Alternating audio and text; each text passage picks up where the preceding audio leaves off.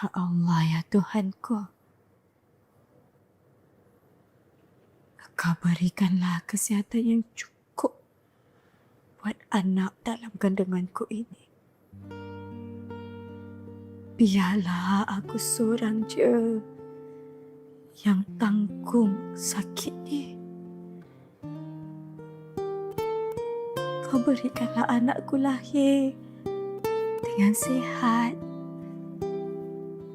Hadiahkannya kepada suamiku ini. Oh, abang. Nak tengok apa tu? Tak ni apa? I punya report hari tu. Tu yang I saja tengok. Okey. Tapi kenapa nangis? Nangis? Oh, tak. Ni, I terharu. Yelah 2 tahun kan kita menanti zuriat. So I rasa sedih sikit. Betul ke ni? Betul. Okey.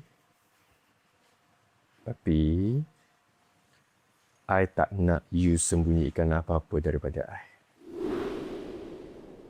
Kalau apa-apa jadi, I tak nak jadi orang yang terakhir sekali tahu. Okay. If anything happen to me, I akan bagi tahu you dulu.